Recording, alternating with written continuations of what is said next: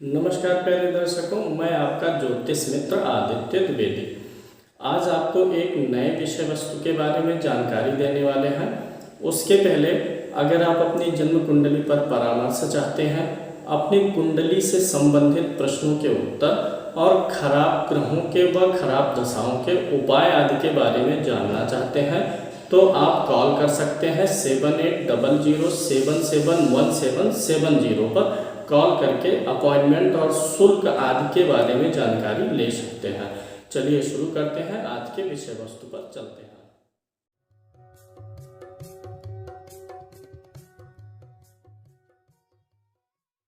आज हम आपको बताने वाले हैं 7.5 ढैया के बारे में। एक बहुत ही गूढ़ रहस्य का उद्घाटन आपके सामने होने वाला है।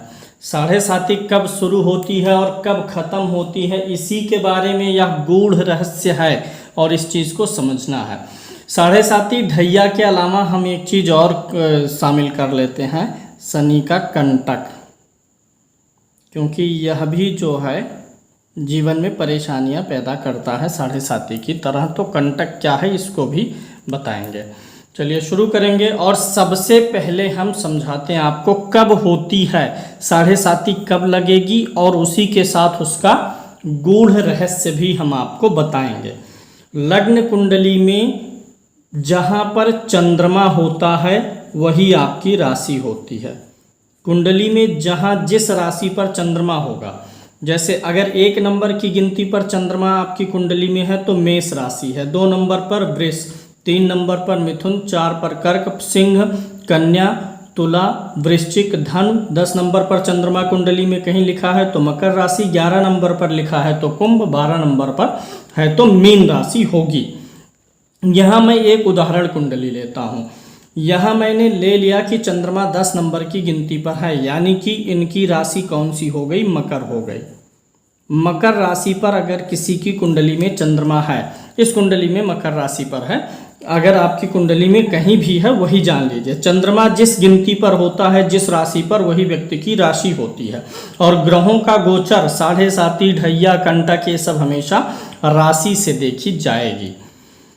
अब 7.5 लगती कब है, मैं पहले आपको सामान्य नियम बता देता हूँ जो आज तक आप जानते रहे हैं।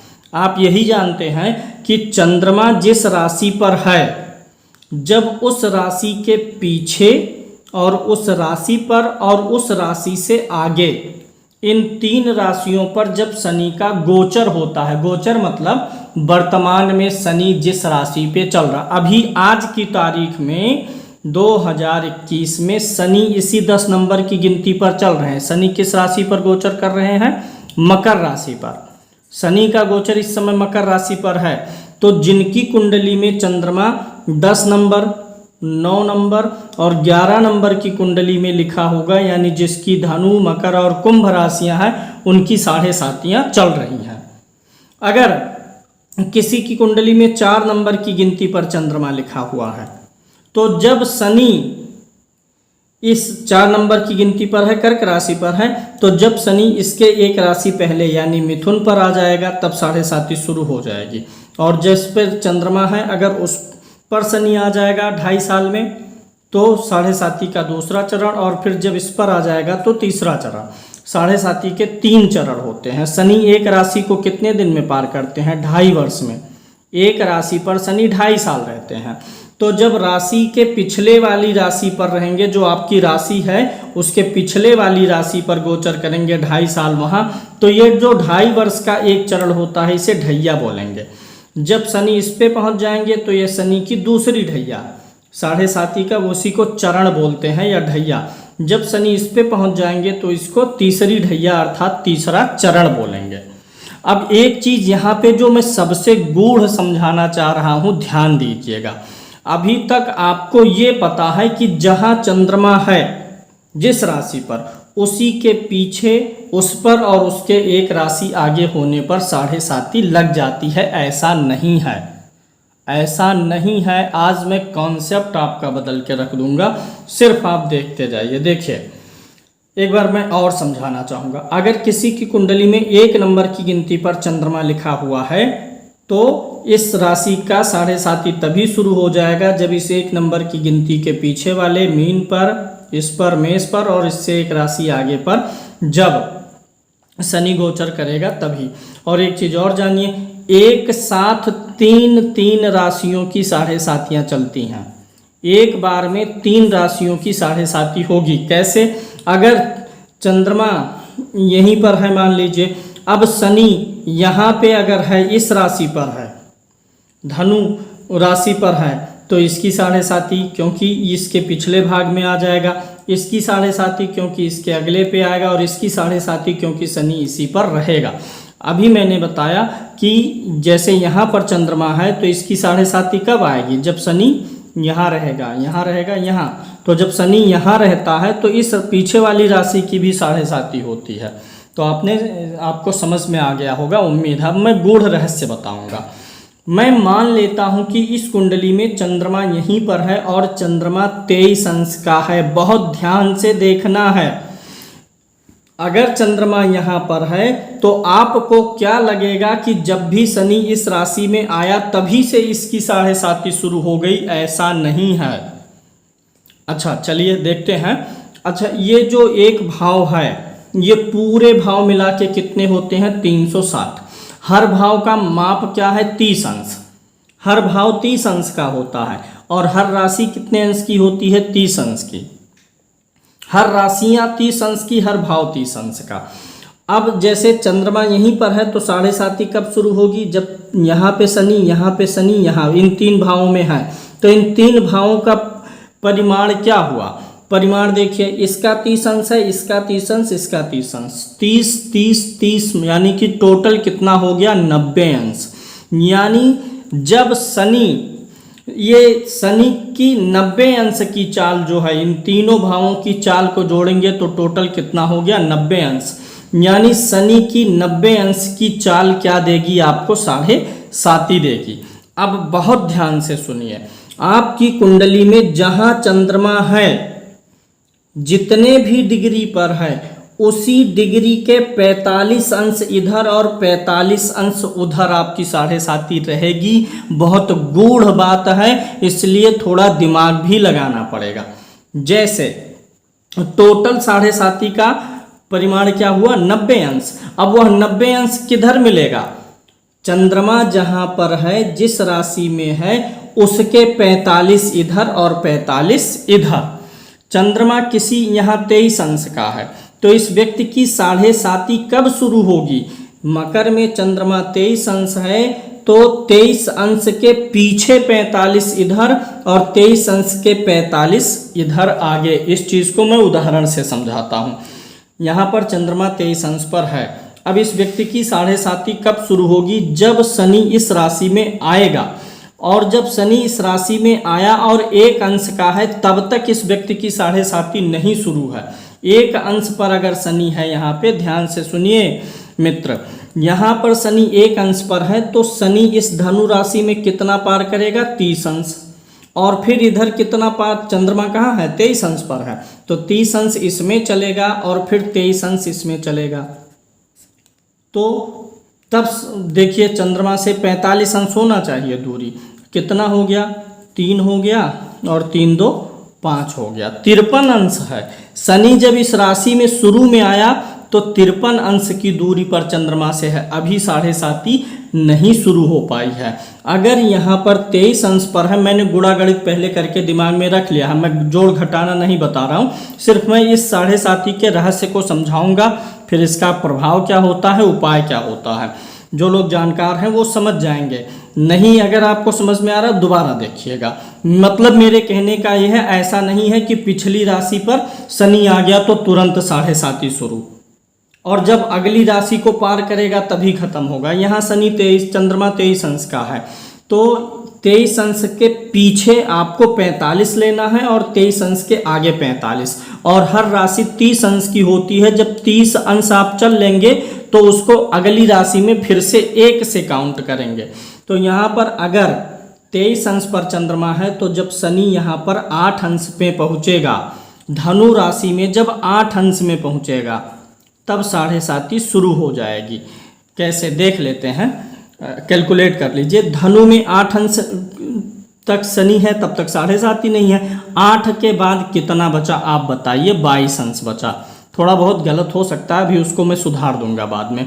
8 30 अंश की राशि होती है, धनु 30 अंश की है। 8 अंश पे जब शनि पहुंच गया तो धनु राशि में कितना बचा? 22, और इधर शनि ऑलरेडी 23 अंश पर है, मकर राशि में 1 से 23, तो 23 अंश पर है। इसको जोड़ दीजिए, अब दोनों को जोड़िए, 3 2 5, 2 2 4, 45 अंश। तो चंद्रमा से पीछे 45 अंश कब आएगा? जब शनि महाराज धनु पे 8 अंश पे पहुंचेंगे, तब 7.5 इसकी शुरू होगी। यानी कि आपकी कुंडली में 7.5 कब शुरू होगी, यह निर्भर है चंद्रमा कितने अंश पर है। जितने अंश पर है उसी से 45 इधर 45 उधर। अब ज्ञात करते हैं कि अगर चंद्रमा 23 अंश पर है तो 7.5 कब खत्म होगी? जब शनि कुंभ राशि में जाएंगे। कुंभ राशि में कितने अंश पर जाएंगे तो खत्म हो जाएगा। इसके लिए आप ये जानिए, जो आखिरी चरण होगा, अब यहाँ पे शनि यहाँ पर चंद्रमा 23 अंश पर है, तो 23 अंश से आगे आपको इधर 45 लेना है। तो 45 में 23 है तो कितना मिला आपको? 7 मिल गया, यानी 7 अंश इसमें हो गया, आपको 7 अंश यहाँ से मिल गया। और अब इसमें से आपको उतने ही अंश लेने हैं जितने में 7 जोड़ने से 45 हो जाए। मतलब यहाँ पर भी लगभग 8 अंश के करीब में, 7 है तो 8 हो जाएगा। जब कुंभ राशि में शनि महाराज 8 अंश के करीब में होंगे तो 7.5 खत्म हो जाएगी।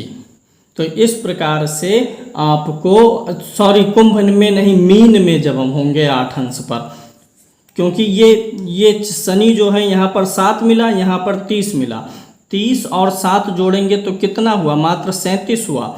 अब जो 37 में घट रहा है वो यहाँ से कवर होगा। 37 में जब 8 या 7 जोड़ेंगे आप तो 45 हो जाएगा। यानी आपको ऐसा लगेगा कि शनि कुंभ राशि पर से हट गए, मीन पे चलेगा और आपकी 7.5 खत्म, लेकिन नहीं खत्म। मीन पे जब 8 अंश निकल जाएगा तब खत्म होगा। ऐसे अगर यही चंद्रमा आपकी कुंडली में 28 डिग्री का हो जाए तो जब इसमें आएंगे शनि धनु राशि में 8 अंश पर, नहीं, कितना अंतर हो गया? 5 का हो गया, तो 8 5 13। जब धनु राशि में 13 अंश पर होंगे तब शुरू होगी, और जब मीन राशि में 13 अंश पे पहुंचेंगे तब खत्म होगी।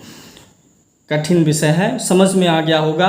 कैलकुलेशन है, राशि के चंद्रमा के अंश के अनुसार ही 7.5 बनेगी। उम्मीद है मेरे कहने का मतलब आपको समझ में आ गया होगा।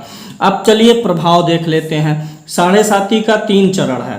तो जो पहला चरण होता है उसमें शनि हमारी राशि से 12वें में होता है।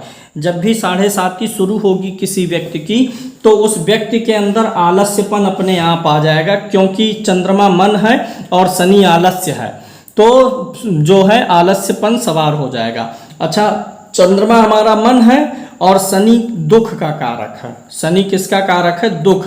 और दुख का बोध होता किसे है? मन को ही होता है। यानी कोई भी व्यक्ति की 7.5 आएगी तो ऐसे व्यक्ति को मानसिक दुखों का सामना करना पड़ेगा।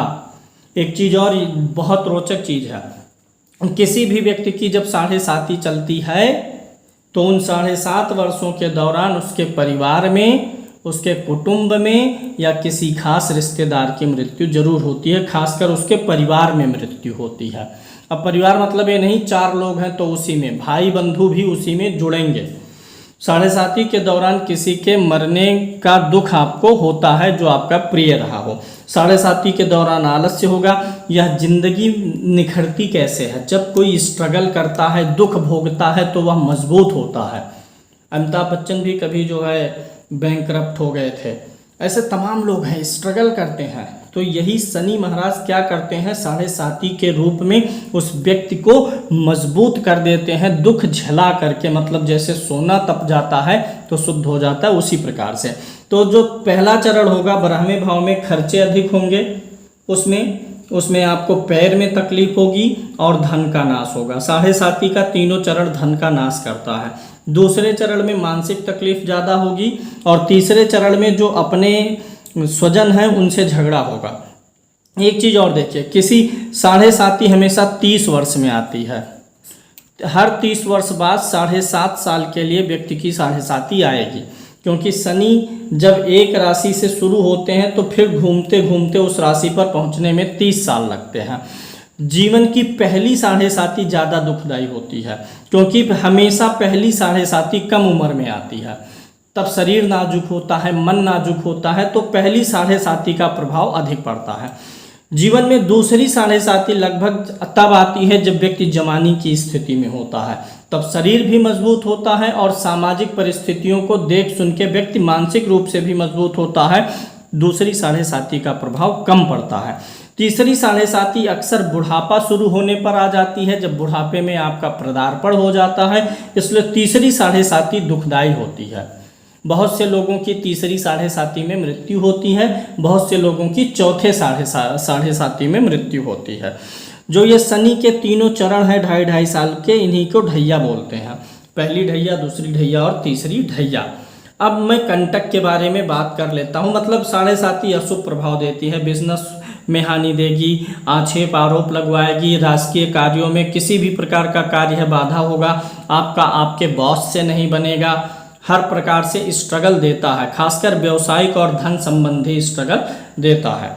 अब कंटक के बारे में बता देते हैं। जहाँ पर आपकी कुंडली में चंद्रमा है, जब उस चंद्रमा से केंद्र में, जहाँ चंद्रमा है वहाँ से चौथे भाव में, किस भाव में मैं लिख देता हूँ, चंद्रमा वहाँ से चौथे में, 7वें में और 10वें में पहुँचता है तो कंटक योग होता है, यानी साढ़े साती जैसा ही प्रभाव देने वाला होता है, लेकिन सिर्फ वह 2.5 वर्ष के लिए होता है।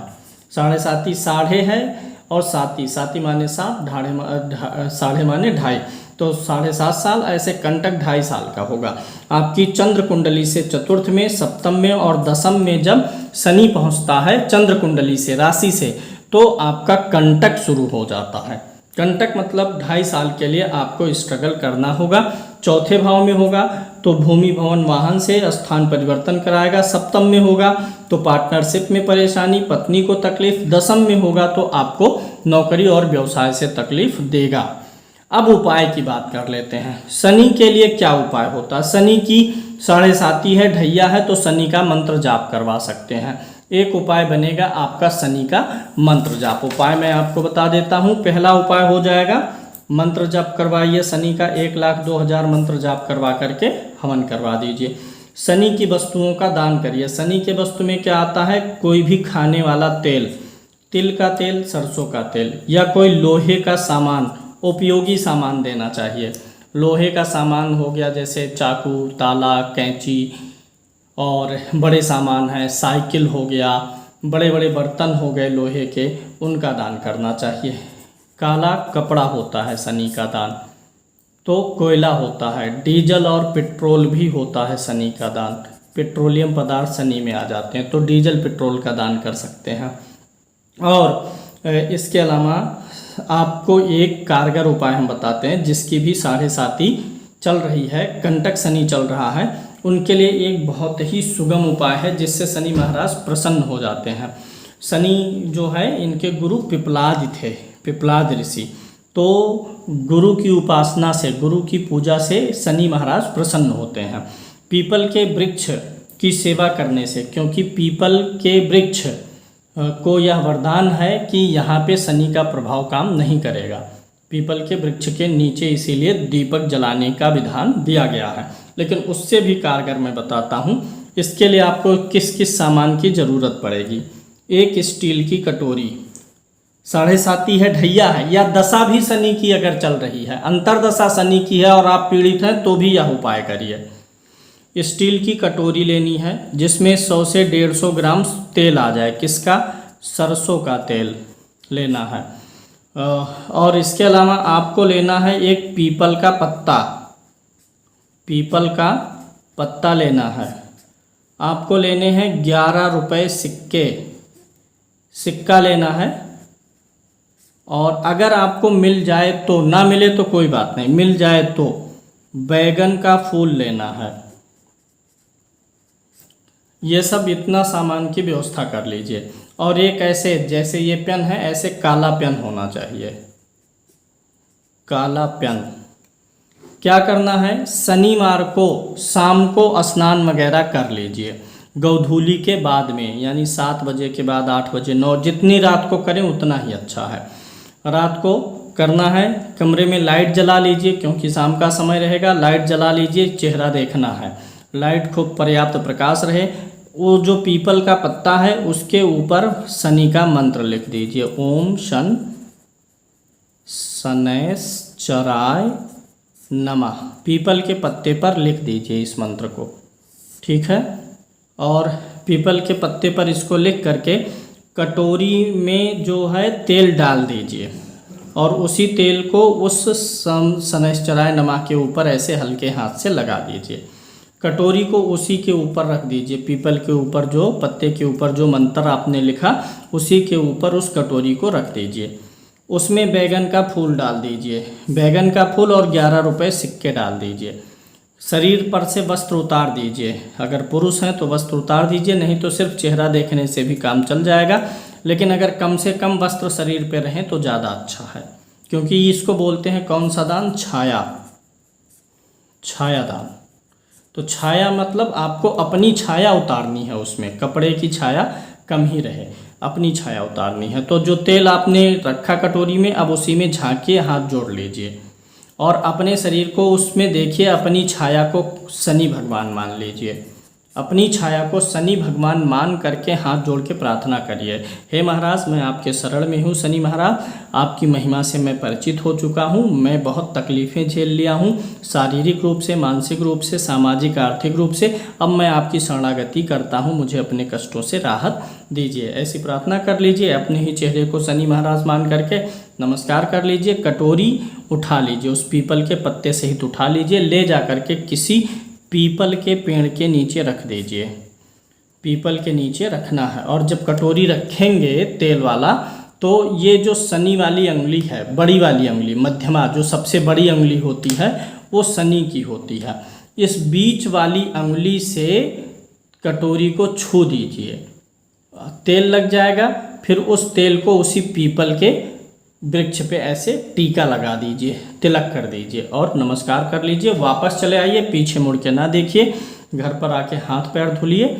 इस प्रयोग को आपको करना है। अगर 7.5 है, ढैया है, कंटक है, दशा शनि की खराब चल रही है, महादशा खराब चल रही है, तो इसे आप महीने में एक बार करें। चाहे तो हमेशा करते रहें महीने में एक बार, अन्यथा हर 3 महीने करने के बाद फिर 3 महीने के लिए बंद करके फिर 3 महीने बाद रिपीट कर सकते हैं, यह उपाय होगा। तो आज के लिए इतना ही। उम्मीद है कार्यक्रम पसंद आया होगा। लाइक करिएगा, शेयर करिएगा और सब्सक्राइब करिएगा। जय श्री कृष्ण।